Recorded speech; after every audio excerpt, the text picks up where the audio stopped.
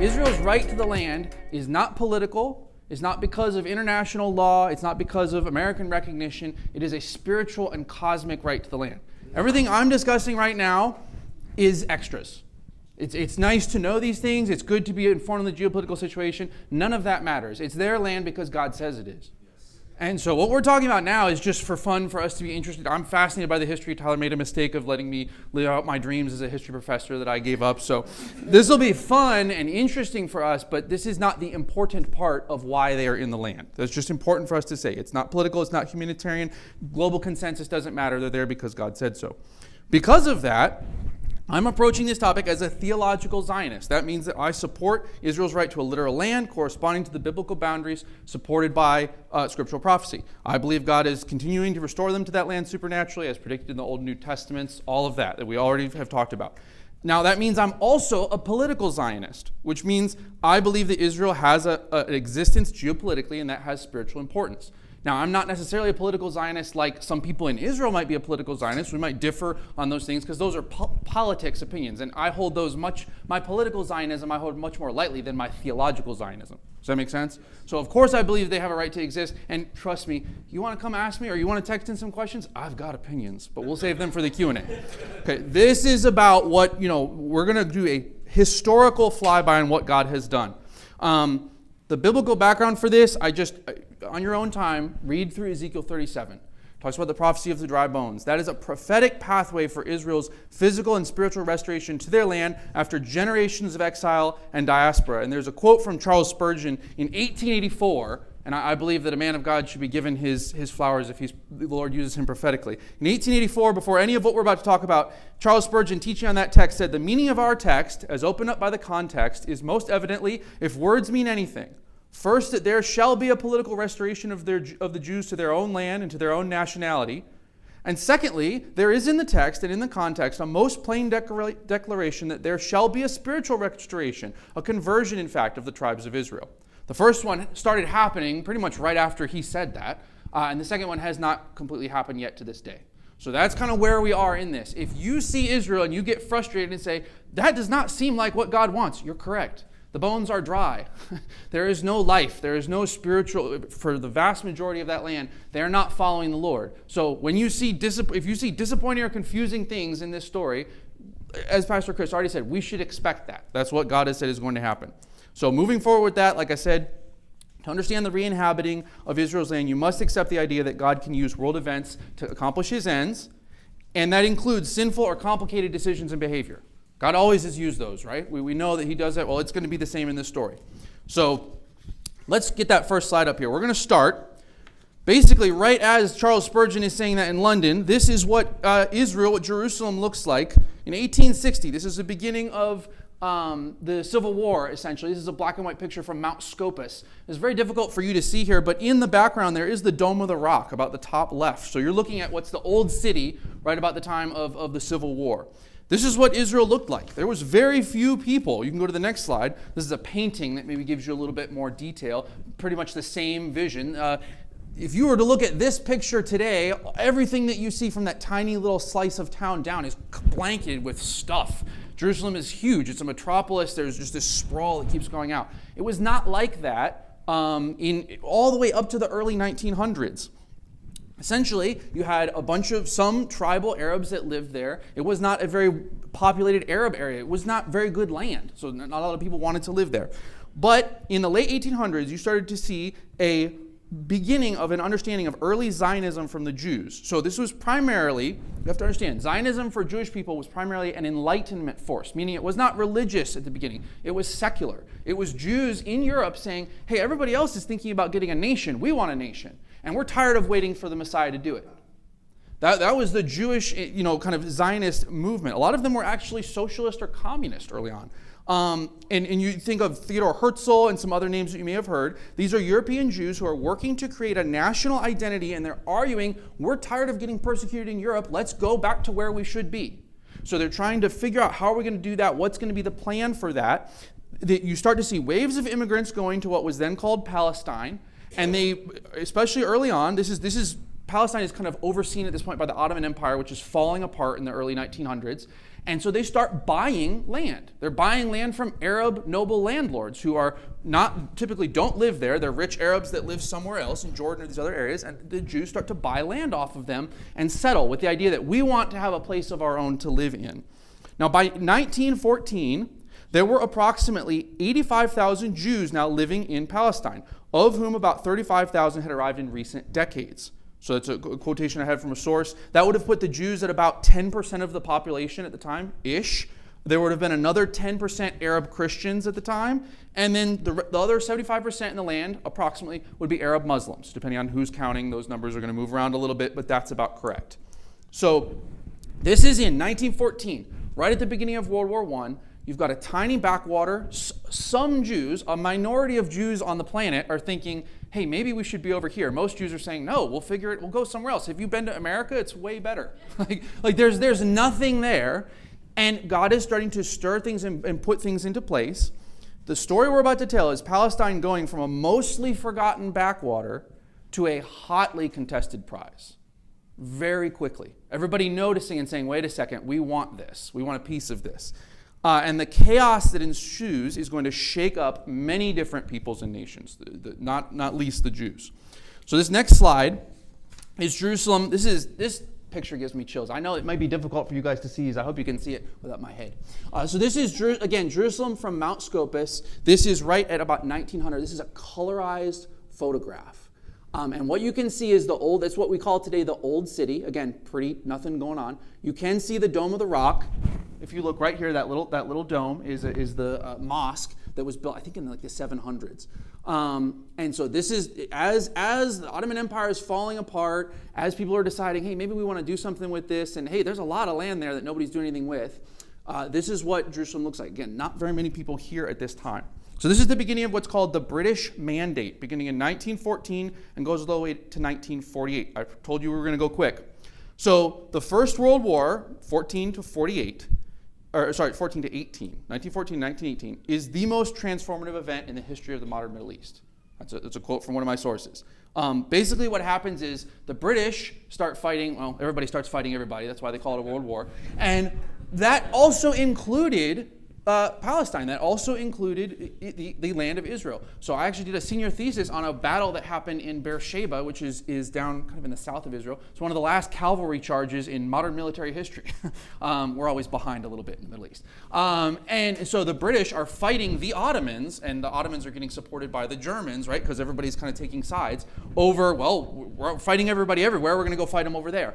What ends up happening is, of course, because the Allies in World War I are victorious, Britain and the Allied nations start inheriting all this land that belonged to this other force that they were fighting.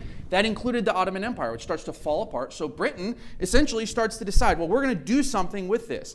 A whole new political map, this source says, emerged as 6 new successor states from the former Ottoman Empire were created. Turkey, Lebanon, Syria, Iraq, Palestine, and Transjordan. Now, some of those names are less familiar. They've changed. But you got to understand, none of those places existed before World War I. And like what happened in Africa, like what happened in a lot of places, when you start drawing big lines on a map and saying you're a country now, some of the people there don't want that or get that or feel like that. These were tribal places, especially when we're talking about Arab societies. These are tribal places that didn't think of themselves as a country, and it didn't always go well.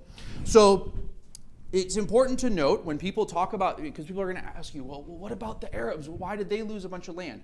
Part of this mandate that we're going to talk about, Britain basically created, and you can go to this next slide to look at this.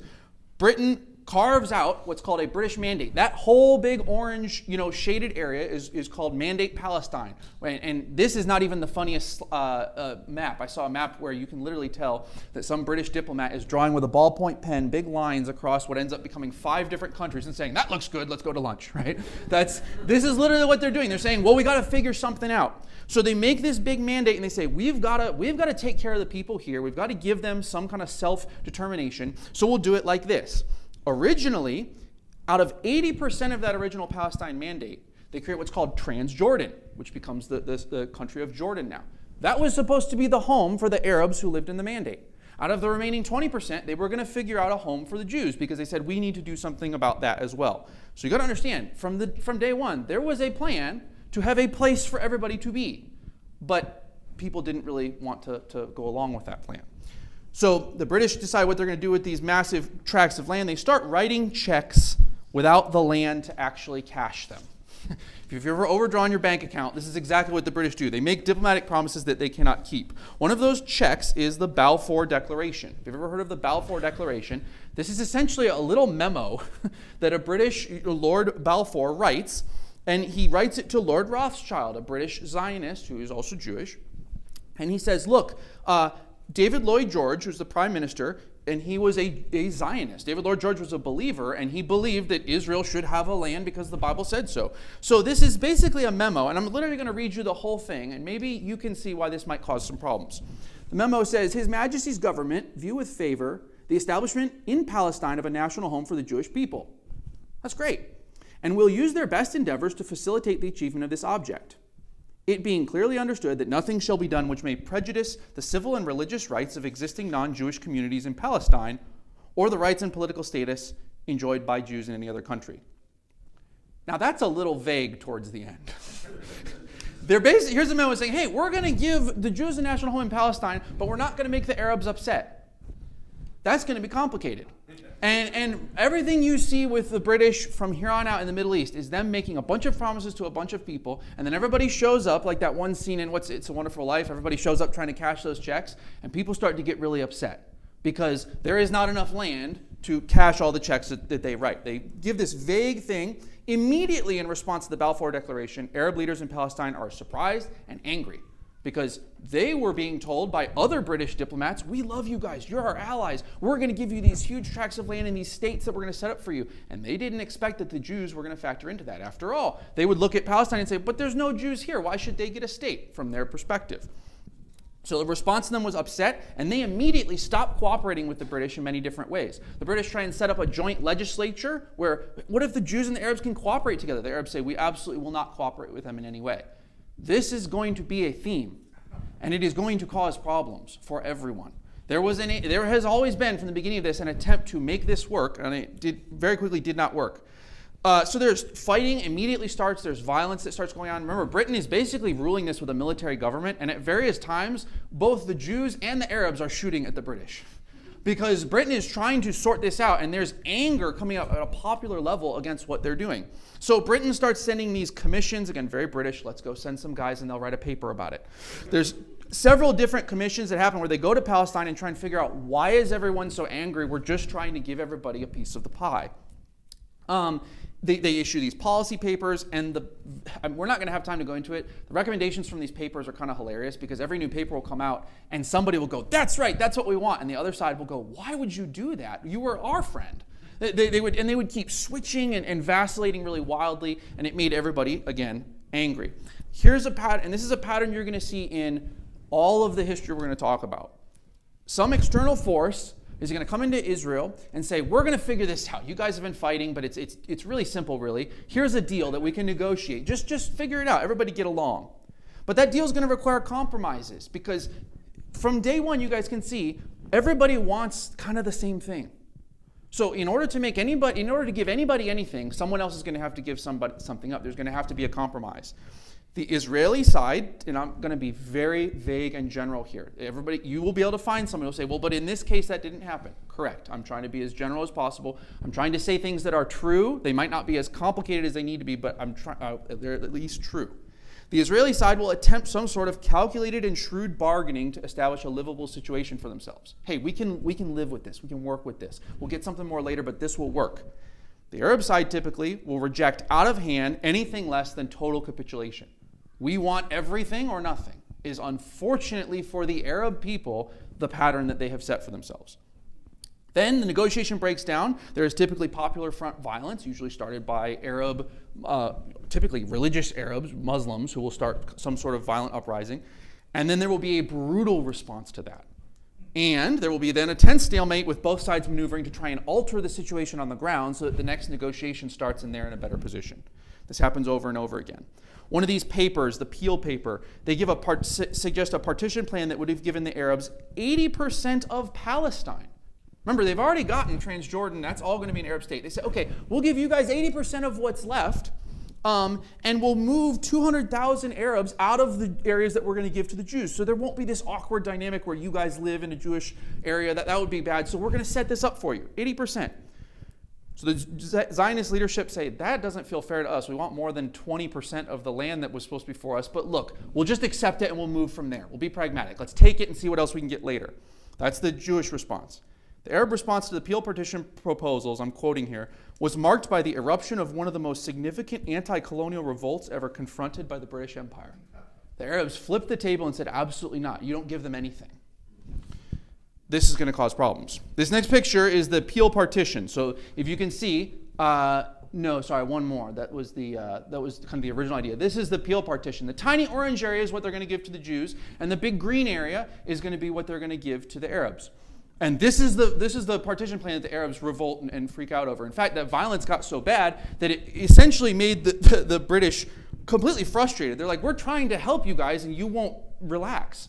So they start disengaging and saying, we're done doing this. We're losing people. There's like bombings and stuff that's happening in British military camps, and they're done. So they start trying to pull back. They're frustrated. They turn the situation over to the UN. And when they do that, this is the brand new United Nations, right? There's an Arab League now of all these brand new Arab countries. And the Arab League will not even send a representative to the UN to negotiate. So the only negotiators at the UN to try and figure out what are we going to do with this problem that we have are Jewish negotiators. Because the Arabs say, we're not even going to legitimize this discussion by sending negotiators. So you're going to see the United Nations maps out new boundaries for the mandate. They say, okay, their plan awards just over half of the land to the Jewish settlers, including some fertile plains and valleys. And you're going to see this pattern. You can go to the next slide. This pattern is going to continue. Every time these negotiations happen, the Jews are starting to get more. And people will typically liberal people who are concerned for the Palestinians, they'll point this out to you and they say, see the shrinking Palestine. It started this way and it ended this way, and more land got taken from the Palestinians. That's absolutely accurate. Look at the maps. You can see it. This is what's happened. Why? Why has that happened? Because at every turn, when there's opportunities for some sort of negotiated settlement, unfortunately, typically, that negotiation goes completely by the board because they refuse to make any compromises. And so what happens is they will typically then lose. A lot of the situation, as we're going to see, and I'm trying to be as objective as I can here, but this is true. Remember, I'm talking about people that I've sat in Ramallah, in what's currently the West Bank, and had lunch at their home. So these are people that I care about, but you have to understand that they've been horribly hard done by their leaders for years, who have made foolish decisions in an effort to just say, no, we will not give the Jews anything. And it's hurt lots of people in making those decisions. So the UN has made this partition plan. Look, the Jews are going to get this, the Arabs are going to get this, everyone relax, we're the UN, we've decided. How does that usually go? Not great. So they've made this decision. The British are happy. They're sick and tired of everyone calling them the bad guys, including at this point the U.S. is starting to exert pressure because the British are restricting Jewish immigration into Palestine and saying no more Jews can come in. During World War II, when everybody knows that there's camps and stuff going on, the British are saying, no, send them somewhere else. So everybody is starting to get very upset at the British. And so they're tired of this. They say, look, fine. The UN said that it's going to be partitioned. You guys figure it out. They pretty much just leave on the eve of the actual date for partition. It's almost like, you've got a boxing match between two heavyweights and the referee gets scared and he just leaves the ring. What happens is there's going to be violence, and that's what happens immediately. At the close of the mandate, you can see this next picture. This is what it would have like during the mandate. That is Barclays Bank in Jerusalem, decorated for VE Day in 1945 for the close of World War II. So this is the British are still kind of in charge, and so they're celebrating the close of World War II. This is the beginning, as soon as the British leave, of the War for Independence. How are we on time? Halfway. We're doing good. Okay. This is the beginning of the War for Independence for Israel, beginning in 1948. So the referee is gone. The Arabs say, well, we wouldn't agree to any of the partition plans anyway, so we're going to push them into the Mediterranean and we'll just have the land that we want. The Arab League, which is basically this term for all of the brand new little countries that were carved up, you're thinking Jordan, Syria, Lebanon, Egypt, some of these new countries, They are not a real alliance. They all kind of have their own goals. They have all these rivalries. But they forced Jordan, who the king in Jordan had been kind of trying to work, it seems like, with the Israelis, this new state. He'd been trying to say, let's figure something out. But the other Arab League groups are much more militant, and they say, no, we're going to do this. And they push Jordan to lead an invasion of Israeli territory in an attempt to destroy the new state immediately. If you feel like I'm spending so much time on the early stuff, there's a reason. You have to understand how this starts. It's just like if your kids start fighting, you say, now sit down. Who started this, right? It's very important to understand. Everything you see in Israel now, it literally is people still dying and suffering as a result of bad decisions made almost 100 years ago now, and even further, obviously.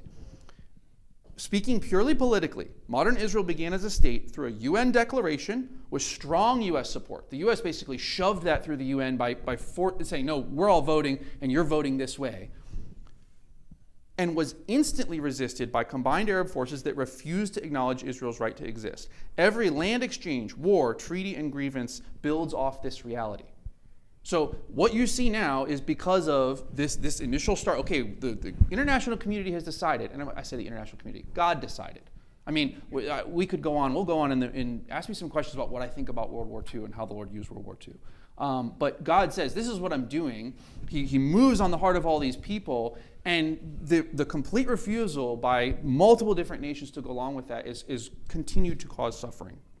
So the Jews, who are armed with illegal weapons that they had to smuggle past the British, because the British said, the Jews can't get any weapons, that would be bad. And then a lot of very heavily Arab sympathetic military governors and British personnel were giving weapons to the Arabs or allowing them to walk around armed, all this stuff. So it's a pretty unfair fight to start with. The Jews are smuggling in weapons or buying them off the black market internationally. They're facing Arab units that are well armed, have outside support, and are sometimes commanded by British military officers in the 1948 war who are sympathetic to the Arab cause. And this has been a big problem with the British anyway. Sometimes the British Foreign Office would have two different opinions on things because you'd have individual guys who liked the Arabs or liked the Jews. So they would have like split, decisions they would make because of that. So the Arab League also kind of split. They're in competition with each other. It seems like the only thing they get along with is that they don't like the Israelis, and so they're going to fight them. But they can't cooperate very well. This is where you hear of Israel being born in a day. Essentially, even though they're completely almost overrun, they manage to hold territory, and then they manage to take territory in this war. There's ramifications of all this, obviously. Like any war, you're going to see intense local displacements and civilian casualties. This is just sort of like a civil war, and what was intended to be kind of a state where people were going to live side by side, and had been living side by side, by the way, before. So just like our civil war, you're going to see a lot of problems. Approximately 800,000 Jews were immediately exiled from Arab countries during this period. That's the thing people don't usually talk about or know. I mean, you're talking about Jews you can go get Iraqi Jewish food in Jerusalem. Why is that? Well, because there used to be Jews in Iraq. There was flourishing colonies of Jews in Iraq. All of those people who were living in those Arab countries were immediately shoved out, over 800,000, on the commencement of hostilities. And they all had to flee because the Arabs said, no, you're all leaving. Also, approximately 800,000 Arabs left Mandate Palestine for a lot of reasons. They were either forcibly pushed out, they chose to flee, or otherwise. Now, those are equal amounts of refugees. This is a refugee thing, and I don't want to sugarcoat that. That is a thing that happened and caused human suffering. Why do we have the situation we have? The Jews relocated and absorbed their refugees. All of those people who fled those Arab countries, they either settled in Israel or settled elsewhere. The Arab nations have consistently refused to relocate or absorb those refugees. Essentially, the Palestinian people have been created, and I say created, they existed before, but they didn't have a concept of themselves as Palestinian. That was not a concept before. They were created by Arab refusal to assimilate them, especially into Jordan or Egypt, which is right next door to where they fled from. But Egypt and Jordan, to this day, will not assimilate the Palestinians. They're considered kind of the stepchildren of that area because people don't like them because they behave a certain way. And by refusing to assimilate them or allow them to integrate, they have been maintained, and often because of political convenience. Do not take my word for that. There's a podcast called Conflicted with a guy named Ayman Dean, who used to be an al-Qaeda terrorist and has since reformed his ways. He has a podcast episode on the Arab-Israeli conflict, and he has some much more harsh things to say about the situation with the Palestinians than I do. And his essential take is that they are often being maintained in their misery in these encampments within Jordan or wherever, not allowed to leave, not allowed to integrate, because it's politically useful for that to happen. So you should feel badly for these people, but you also should understand why. By the time armistice agreements are signed, so the War for Independence has happened, in 1949 armistice agreements are signed, independent Israel is established within expanded boundaries. They now have 78% of Mandate Palestine, including the western part of Jerusalem. So this is another pattern that will happen. Arab nations will kick off a war. They will fight the Israeli army, and then by the end of that war, they will have less territory than when they started with. This is a thing that happens pretty frequently. It turns out when you bless Israel, you're blessed, etc. This is just history. This is what happens. So here is the next slide is Palestine. Really quickly, this is kind of what happens immediately following that war. Green is Jordan, Transjordan at the time. Light green is the remaining territory to the Arab part of that mandate. So that's what you would call the West Bank now. And then the red is what the Israeli nation after the War for Independence has. So this is where things kind of stalemate for a little bit. I'm going to kind of fast forward the tape past some things. A lot of stuff happens. There's a Sinai campaign, etc., but we've got to stick to the highlights. So by 1967, there's been years of tension and threats from these surrounding Arab nations. You've got to understand that 1948 war is a massive black eye for the Arab League.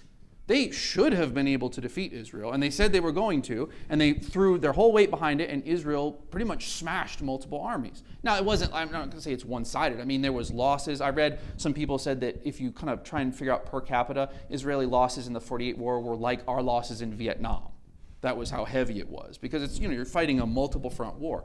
So it was a near thing, but now they've lost territory. They haven't, and for all this time, they haven't been able to do anything. They haven't been able to dislodge them.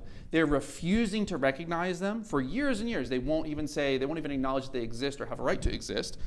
So beginning in about 1967 and leading up, there's been years and years of tension. There's been threats. There's been skirmishing in the Sinai in the 50s.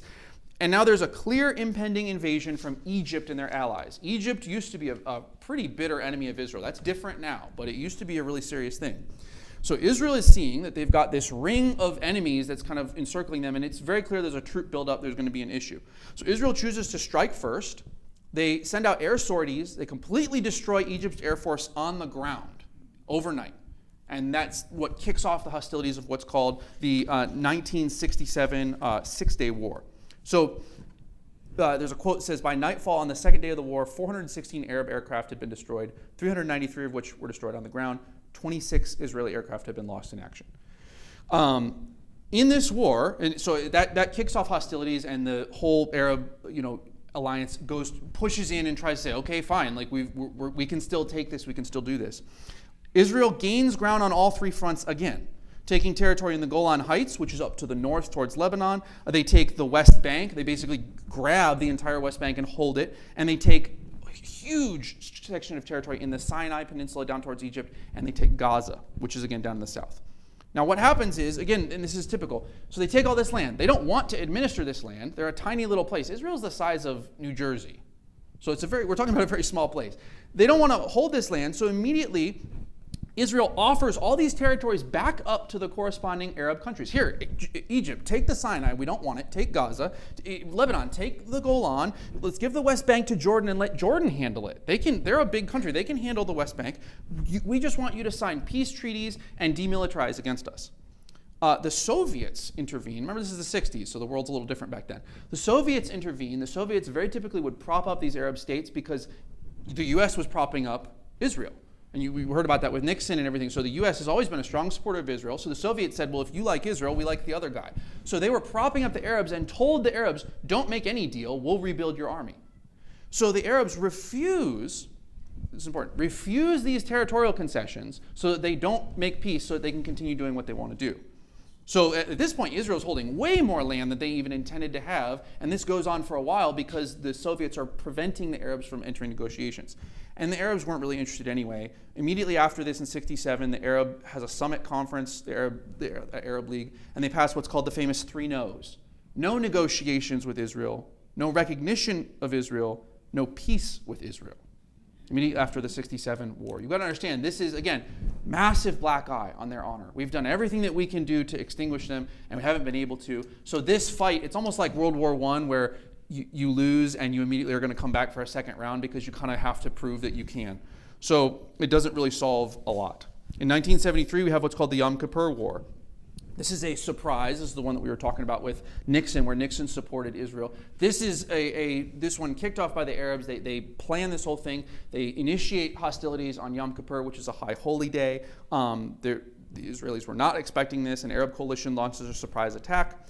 Israel, again, manages to hold and inflicts a stalemate against the coalition. This is not like we totally won. This was, hey, we didn't lose. And they were very thankful to be able to do that. After the ceasefire is the beginning of what we call the Arab-Israeli peace process. So before, there was no peace process. This was open war. We haven't had a lot of open war since then. We're now in what's called the peace process, which is a lot of negotiation, very little compromise, and not much moving forward. Egypt at this time becomes the first Arab country to officially recognize Israel's existence in 1973 or thereafter. This was a big deal. None of the other countries had done this or would even acknowledge they could exist. Egypt takes that first step. They've since become a relative ally of Israel. Relative. But there's normalization. They can work together. They do certain things diplomatically. The same thing with Jordan. Jordan is now basically essentially an ally of Israel. They are more moderate, and they will work with Israel to try and make things happen. Not friends like we would be considered friends, but they're working on that. And Israel bargains away that territory in Sinai and Gaza for peace agreements. So if you go to the next slide, this is what they took after the 67 war. You see that huge amounts of territory. Now, in the Sinai, that's mostly sand. So it's not something that they want, but they have it, right? And they immediately give all this back as soon as anybody will talk to them about it. They give these territories back and say, look, we'll give this back to you, just please stop attacking us. So this is, again, the peace process. This is sort of where we're in now. This is where things sort of grind to a halt. There have been some shooting wars, but there are less of these massive state-on-state conflicts since then. We're now in kind of a period of more what you'd call cycles of violence. So here's what's been happening since then. Since the 70s into the 80s and 90s, you'll have all these peace talks. Let's all go meet somewhere. A president will typically initiate this. Let's do this. Let's hammer out a deal. We can make this work. Then the peace talks will stall out, often because of refusal to compromise, often because Arab negotiators will tell themselves, look, we don't have to compromise. We'll just wait until we get what we want. Then popular violence will break out. Typically, what will happen is poorly armed, poorly trained, terrorist-type fighting will start with basically civilians. These are not soldiers. These are people that are being told by incredibly, and I want you to understand this, by incredibly cynical and evil people that the way to help their people is to go start throwing rocks at an Israeli tank. When inevitably what happens is those people die, and in a terrifying way, and it's really bad and it looks awful on the news, Israel will respond the way that you would typically respond, and that's an unfair fight, right? That's an unfair force-on-force conflict. So, people that will look to you like a civilian running around in normal civilian clothes will die, and you'll see it on the news.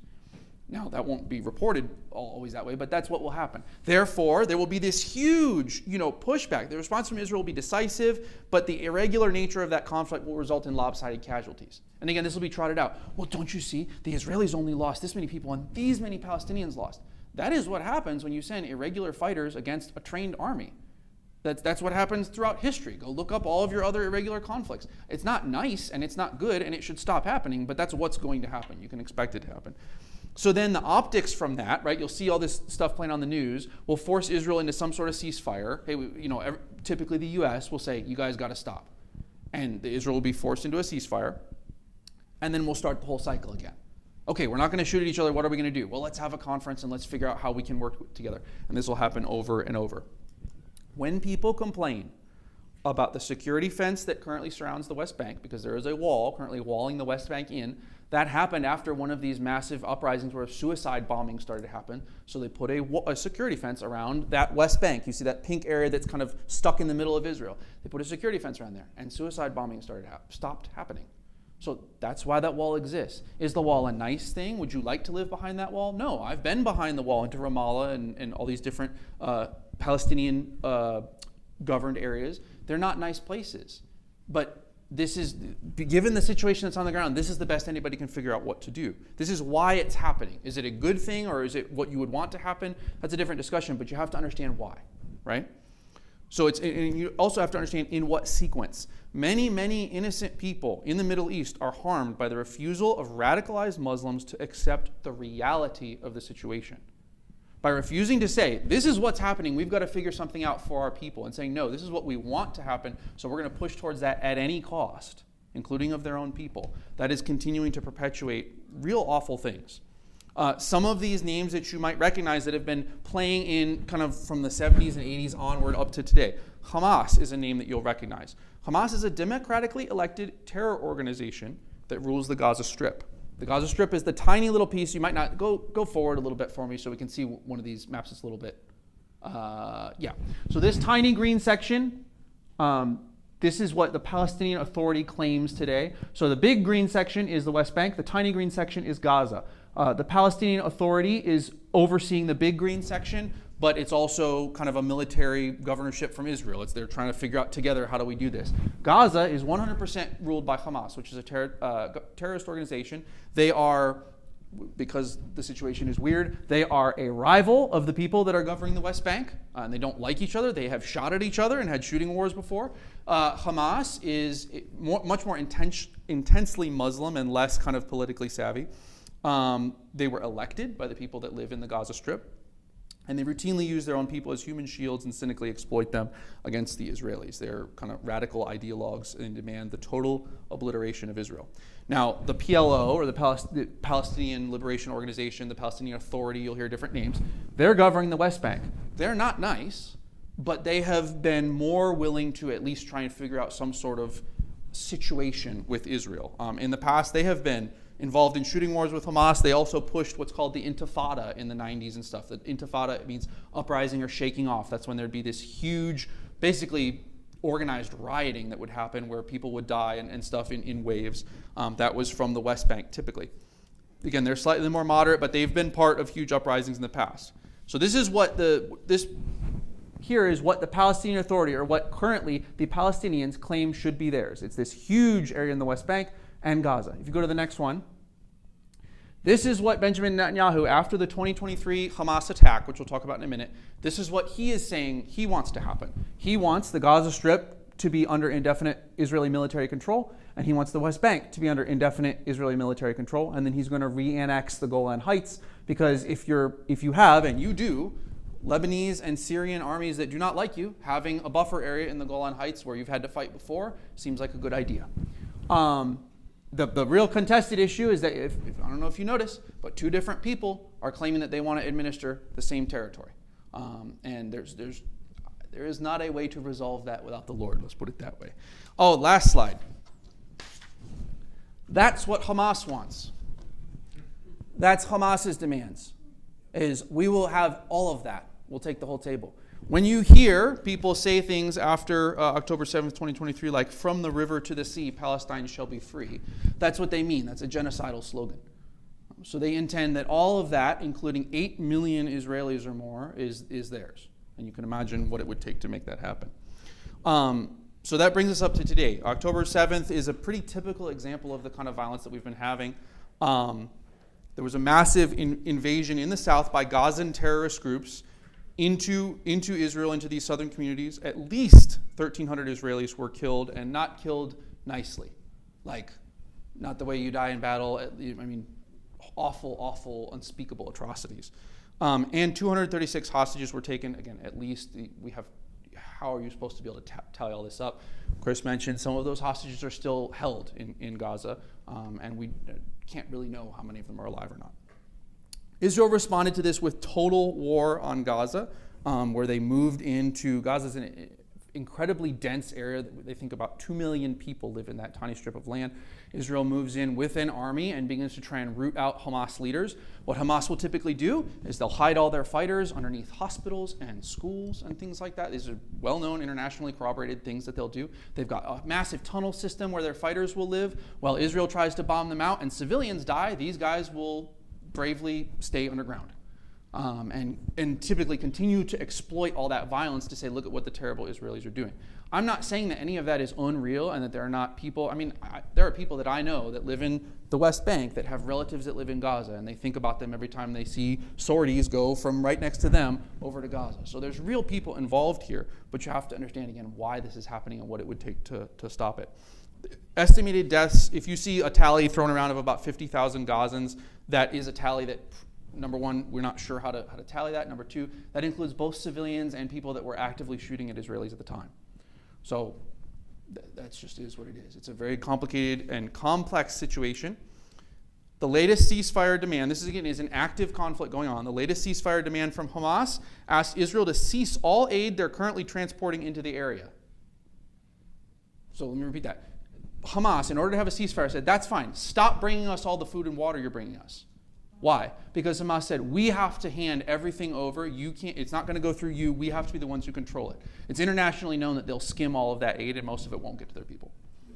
So these are the kind of people you're dealing with. And in your prayers, remember the people who are underneath that, even though that's a government that they overwhelmingly elected, who are suffering because these people are willing to exploit them to get what they want religiously, which is total extinguishment of Israel. But they will continue to want to have control. This is kind of a Vietnam-style stalemate at this point. There's been heavy Israeli military casualties. I'm not sure, and we've talked about this. I have opinions, but I'll tell you guys, I have a massive shrug and a lot of prayer over this because there is no good answer to how to fix this. You have an incredibly embedded terrorist organization in a civilian area, and they're going to keep fighting. So what is Israel supposed to do? I don't have a good answer for you, but that is what is happening right now. Bring us up to today. We talked about dry bones and no peace. As of May 2025, within Israel now, just Israel, there are 2.11 million Arabs, Arab Israeli citizens. That's not a thing that people know very often. There are more Arabs living in Israel now than there were when this whole thing started in the early 1900s. They're about 20% of the country's total population. That doesn't include the West Bank or Gaza. There's another about 5 million Arabs who live in the West Bank. People believe that there's about a 6% population decline in Gaza during the recent fighting. I mention that not because it's not anything. Those are real people involved. But also, when people throw around terms like genocide, you have to understand that that's not what is happening. A genocide is one side trying to wipe out all life in an area. That's not numerically what's happening. Is what's happening a tragedy and a war and bad things are happening? Yes, but that's not a genocide. It would be, and I'm not saying this lightly, it would be trivially easy for Israel to do that. It's a group of people that are stuck behind a fence. You could do that if you wanted to, and they're choosing not to. So what's happening is a war, but it's not a genocide. And there's statistically you can back that up. There is no viable path to peace that involves a solution both sides are willing to accept. Israel will not give up their security, and they are unlikely to remove Jewish settlers from Judea and Samaria or the West Bank. So there are now typically religious Jews who are settling Judea and Samaria, saying, well, this is our land, we're going to take it too. And it is very difficult for the Israeli government to remove them for obvious reasons. So that's from the Israeli perspective, they're not going to want to compromise on that. From the Arab perspective, they seem unable to restrain religious violence at a popular level, and many are still committed to forcibly removing Israel from land they currently occupy. Both sides have mutually kind of conflicting goals. There will be no peace without the Prince of Peace. Today, I was telling Micah, I've been up on, when you look at that, at the Dome of the Rock, which you guys know that's not the temple, right? It's a mosque. It's important to know. So, of course, I've been up there several times, and it's a very odd place because there's a lot of stuff going on all at once. At the bottom, the retaining wall, all that's left of one of Israel's temples, people, my people, in a certain sense, my ethnically, I belong to them in some way anyway, a little bit. They're repeating vain repetitions, as their Messiah told them not to do, in front of a retaining wall, hoping that somehow that's going to bring them closer to a God that they don't truly know. And on top of it, there is a shrine of blasphemy that sits in pride and bears lots of words, but including these words. The Messiah, Jesus, son of Mary, was only a messenger of God. So believe in God and his messengers and say not three. Cease. It is better for you. God is only one God. Far be it removed from his transcendent majesty that he should have a son. That's not a situation that you can fix, I can fix, any U.S. president can fix, anybody but the Lord can fix. And there are real people, again, that I know and love that are involved and caught up in that, and it makes their life pretty hard.